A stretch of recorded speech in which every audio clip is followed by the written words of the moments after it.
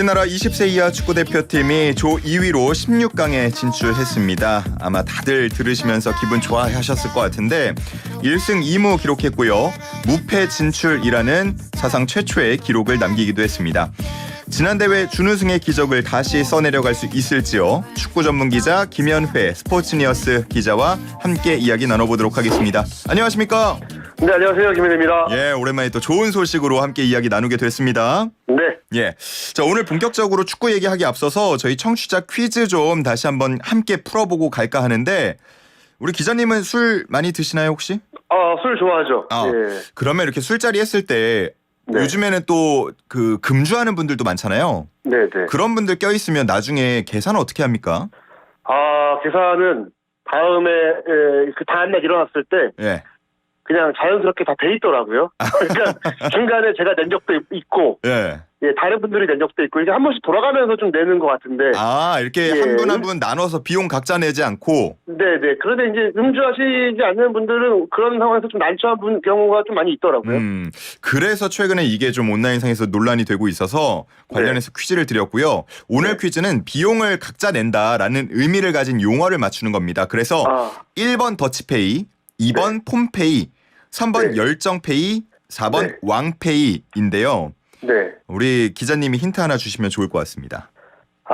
이게 제가 알기로는 앞에 그 글자가 예. 나라를 뜻하는 걸로 알고 있거든요. 나라를 뜻한다? 네. 네덜란드입니까? 그렇죠. 예. 예. 그래서 우리나라에서 뛰고 있는 축구 선수 라스 선수가 네덜란드 국적인데, 예. 예, 플라잉 땡땡맨 뭐 이렇게 좀 별명이 붙어 있습니다. 그렇군요. 역시나 축구로 또 관련지어서 힌트를 주셨습니다.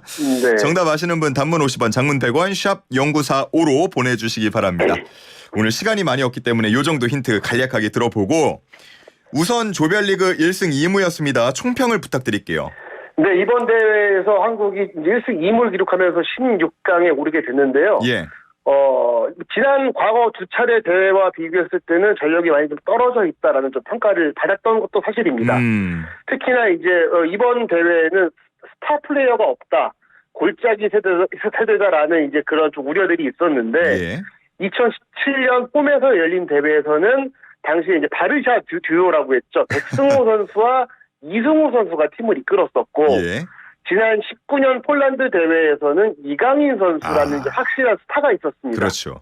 예, 그 점과 비교해 봤을 때는 이번에는 선수층이 다소 좀 두텁지 않은 거 아니냐, 스타가 너무 없는 거 아니냐라는 그런 좀 걱정들이 있었는데 그 부분들을 잘 해소한 그런 조별 예선이었고, 특히나 이번 대회는 개막을 불과 100일 앞두고 나서 개최지가 급하게 변경된 그런 좀 변수도 있었거든요. 예. 원래는 인도네시아에서 경기를 치를 예정이었는데 정치와 종교적 문제 탓에 이제 아르헨티나를 경기장이 바뀌었습니다. 인도네시아에서 치렀던 우리는 조금 더 그래서 아시아에서 안정적으로 이제 배경에서 경기를 치를 수 있었겠지만 예. 남미로 날아가서 경기를 치러야 되는 상황이었거든요. 예, 좀 여러 좀 좋지 않은 조건 속에서도 우리나라 선수들이 그래도 선전하면서 조별 예선을 통과할 수 있었습니다. 예. 어떻게 그 뚜껑을 열어보니까 기우였습니까? 지금 뭐 스타 플레이어 눈에 띄는 선수들이 있던가요? 일단은 뭐 한두 명의 선수라기보다는 전체적인 좀 플레이를 봐야 될 것 같은데. 예. 1차전 프랑스와의 경기에서도 2대1로 승리를 거뒀잖아요. 그렇죠. 그날 경기에서도 우리나라가 점유율을 압도적으로 밀리는 경기를 했지만 우리가 조직적인 역습을 통해서 경기를 풀어나가서 2대1로 승리를 거뒀고, 예. 네, 두 번째 온두라스전 같은 경우에는 뭐 아쉬움이 많이 남죠. 뭐 상대가 수적인 좀 열세에 놓여 있는 상황에서도 우리가 이기지 못한 부분은 아쉽지만 예. 그래도 두 골을 먼저 실점하고 나서도 두 골을 따라갔다라는 점, 이런 좀 조직적인 플레이에서는 높은 점수를 줄 수 있을 것 같습니다. 말씀하신 대로 팀으로서 돋보이는 게 감비아전 같은 경우는 주전 멤버가 거의 다 바뀌었습니다. 7명의 변화를 줬는데도 역시나 좀 좋은 경기력을 계속 보여줬어요. 네, 그렇습니다.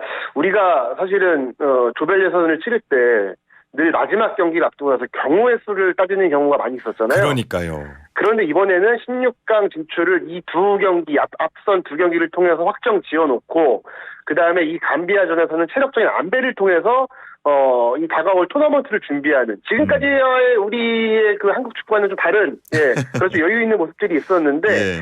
감비아전에서는 뭐 이영준, 이승원, 강성진, 김지수 이 4명만 남기고, 지난 온두라스와의 2차전에서 뛰었던 선수들을 다 바꿨습니다. 특히나 이제 뭐 김준홍 선수 골키퍼 같은 경우에는 경고 누적으로 나설 수 없었고, 수비수 최덕현 선수도 이제 온두라스전 퇴장으로 나설 수 없었는데, 예. 그 부분을 제외하고도 체력 안배를 통해서 다가올 16강전을 준비하는 그런 모습이 굉장히 인상적이었습니다. 예. 저는 그래서 오히려 안 바뀐 선수들 계속해서 3경기 다 나온 선수들을 눈여겨봤는데 네. 센터백의 김지수 선수가 눈에 좀 띄더라고요. 네. 최근에 뭐 보도를 통해서도 포스트 김민재다라는 평가까지도 듣고 있는 것 같은데 김지수 선수의 성장 가능성, 현재 그 능력치 뭐 어떻게 보시나요? 김지수 선수는 사실상 지금 뭐 해외 진출을 눈앞에 두고 있는 선수거든요. 성남에서 지금 뛰고 있는 선수인데, 예. 지금 뭐 잉글랜드 프리미어리그 진출이 굉장히 유력한 상황입니다. 와, 그 외에 그 외에 해외 여러 팀들이 눈여겨보고 있는 선수이기 때문에 이번 대회에서도 많은 스카우터들이 주목을 하고 있고, 특히나 이제 뭐 주목도 이상으로 지금 플레이를 펼쳐주고 있습니다. 그래서 앞으로 한국 축구를 위해서 정말 많은 일을 할 큰 일을 할 선수다. 라고 봐야 될 것 같고요. 이번 대회에서도 안정적으로 수비진을 잘 이끌고 있습니다. 야, 뭐 지금 김민재, 이강인 선수들 다 EPL 링크가 막 하나씩 나오고 있던데 정말 한국인 선수가 많이 뛰는 시즌이 될 수도 있겠네요. 네, 그렇습니다. 자, 이번 16강 상대 저희가 뭐 경우의 수가 여러 가지가 있었는데 브라질을 만날 수도 있었다고요? 네, 그렇습니다. 한국이 조별 예선에서 3위로 16강에 오를 경우에는 브라질을 만나게 되는 그런 상황이었는데, 지금 왜냐면은 이 지금 청소년 월드컵 같은 경우에는 36개 나라가 아니라 24개 나라가 참가를 해서 16개 나라가 16강에 올라가는 방식이거든요. 예. 3위 중에서도 16강에 갈 수는 있지만 3위는 상대 조의 1위 팀과 만나는 경우들이 많이 있습니다. 그래서 우리가 3위로 올라갔을 경우에는 브라질을 만나는 상황이었는데, 그럼에도 이 감비아와의 경기를 잘 지켜내면서 결국은 2위로 16강에 오르게 됐고, 이제 에콰도르와 만나게 됐습니다. 에콰도르도 뭐 성인 팀을 기준으로 한다면 상당히 강팀인데 20세 이하 뭐 기준으로만 보자면 우리가 상대 전적도 앞서고 있다면서요? 네, 그렇습니다. 그리고 우리가 4년 전에 준결승에서도 만나서 1대0으로 제압을 했던 그런 좋은 기억이 있습니다. 에콰도르 같은 경우에는 이번 대회에서 조별 예선 3경기를 통해 11골을 넣은 팀입니다. 11골이요? 예, 그러면 많은 분들이 좀 이제 겁을 낼 수도 있잖아요. 엄청난 공격력인데요? 예, 그런데 사실 좀 뜯어보면 여기에는 나름대로 좀 사정이 좀 있어요.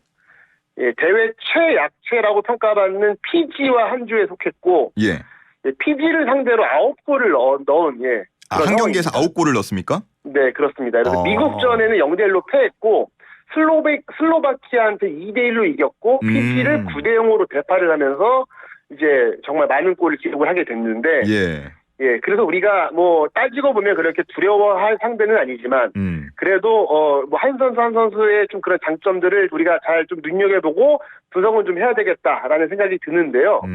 특히나 이 에콰도르에는 2007년생 선수가 있습니다. 2007년생이요? 네, 이번 대회가 2003년 1월 1일생부터 출전할 수 있는 대회인데, 보통 이런 이제 청소년 월드컵 같은 경우에는 한 살 차이의 나이 차이가 굉장히 크잖아요. 그렇죠. 체격도 다르고요. 그때. 그래서 과거에는 정말 뭐 나이를 속였다 뭐 이런 선수들도 뭐 뛴 적도 있었는데, 이 선수는 공식적으로 무려 4년이나 월반한 선수입니다. 와, 실력이 어마어마한가 본데요? 캔드리 파에스라는 선수인데, 이 선수가 피지와의 경기에서 7분 만에 득점을 기록을 했고, 그리고 지금은 첼시로 이적을 할 것으로 좀 이야기가 나오고 있어요. 그만큼 공격적으로 뛰어난 선수인데, 아직은 뭐 피지컬적으로는 좀 부족한 점이 있기 때문에 우리의 수비수들이 그런 점들을 잘 파악을 해서 막아낸다면 그래도 좋은 결과가 있지 않을까라고 생각이 듭니다. 야, 정말 뭐 잘 막아내고 또 넣고 뚫고 해가지고 에콰도르를 이겼으면 좋겠고요. 이전의 기억이 있기 때문에 저희는 더 높은 곳을 바라봐야 되지 않겠습니까? 네, 그렇습니다. 이번에 에콰도르 이기고 올라가면 그런데 상대가 아르헨티나 혹은 나이지리아라면서요? 네, 그렇습니다. 그런데 사실은 지금 이 청소년 월드컵 같은 경우에는 뭐 영원한 강자도 없고 영원한 약자도 없는 그런 대회거든요. 뭐 일본 같은 경우에는 첫 경기를 잘 치렀지만 이후에 2경기를 패하면서 결국은 16강에 오르지 못하는 예, 그런 좀 뭐 변수도 있었고 해서 한 경기 한 경기 굉장히 중요할 것 같습니다. 특히나 우리나라 선수들 같은 경우에는 뭐 이렇다 할 뭐 스타 플레이어는 없지만 뭐 김용학 선수가 굉장히 측면에서 잘해주고 있고 예. 이영준 선수도 전방에서 좋은 모습을 보여주고 있습니다. 강성진 선수도 마찬가지고요. 그래서 박승호 선수가 이번에 부상을 당해서 중간에 낙마를 하게 된 상황은 굉장히 안타깝지만 네. 다양한 선수들을 통해서 득점을 기록할 수 있는 그런 가능성은 충분하다라고 볼 수 있겠습니다. 김은중 감독의 전술 뭐 평가를 해보자면 어떻습니까? 네, 김은중 감독이 굉장히 이 어린 선수들한테 이런 신뢰도가 높은 감독이에요.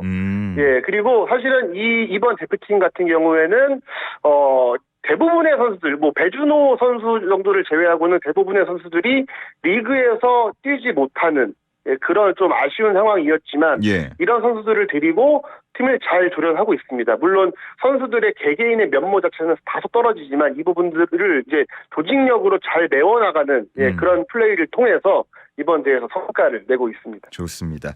자, 그러면 이제 시간이 다 돼서 끝으로 에콰도르전 전망 좀 들어보고 마무리 짓도록 하겠습니다.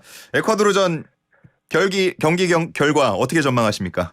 네, 일단 우리가 감비아전을 무승부로 잘 마쳤고 무실점 경기를 했습니다. 그래서 수비진은 좀 안정화가 된 것 같아서 이날의 경기는 우리가 1대 0으로 이기지 않을까 라는 좀 생각을 해봅니다. 한 골은 누가 넣었습니까?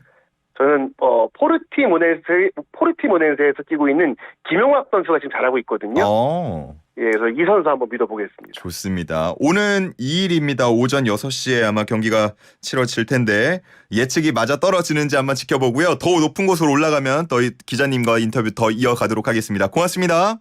네, 감사합니다. 지금까지 김현애 기자와 함께했습니다.